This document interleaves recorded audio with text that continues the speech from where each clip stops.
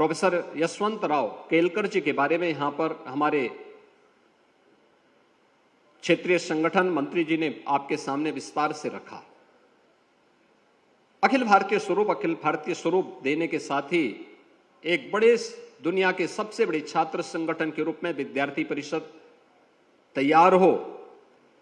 अपने मूल्यों और अपने आदर्शों को ध्यान में रख करके वो कार्य कर सके। इन बातों को लेकर के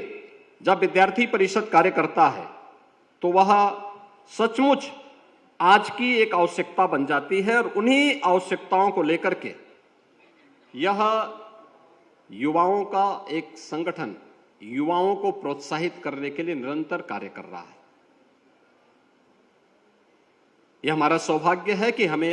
मुझे स्वयं भी अखिल भारतीय विद्यार्थी परिषद के माध्यम से अपने विद्यार्थी जीवन में कार्य करने का अवसर प्राप्त हुआ। अनेक रचनात्मक कार्यक्रमों को आगे बढ़ा करके राष्ट्रवादी मिशन के साथ जोड़ने की एक आधारशिला है, उसे एक नई दिशा देने का माध्यम बनती है, उसे समाज के विभिन्न तबकों के माध्यम से आगे बढ़ने के लिए एक प्लेटफॉर्म भी उपलब्ध करवाती है। लेकिन महत्वपूर्ण ये कि अखिल भारतीय विद्यार्थी परिषद छात्रों के युवाओं का एक सबसे बड़ा दुनिया का संगठन है,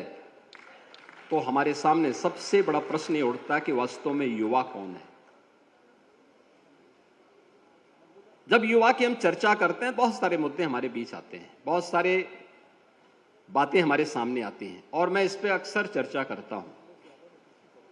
आप पूर्वी उत्तर प्रदेश में हैं, 1857 की क्रांति, प्रथम स्वातंत्र समर को आगे बढ़ाने वाले, 80 वर्ष की उम्र में अंग्रेजों के खिलाफ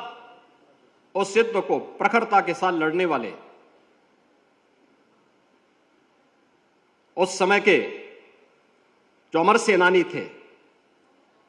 बाबू कुंवर सिंह जी, जिनके बारे में कहा जाता है कि बिहार के आरा से लेकर के आजमगढ़ तक उन्होंने अंग्रेजों को पीछे हटने के लिए मजबूर कर दिया था। अगर हम उनकी चर्चा करते हैं, या संपूर्ण क्रांति के नायक जयप्रकाश नारायण हो या वीर बंदा बैरागी हो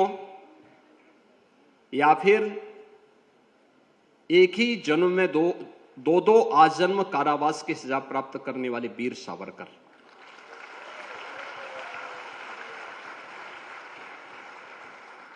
यह भी तो युवा ऊर्जा के ही प्रतीक थे।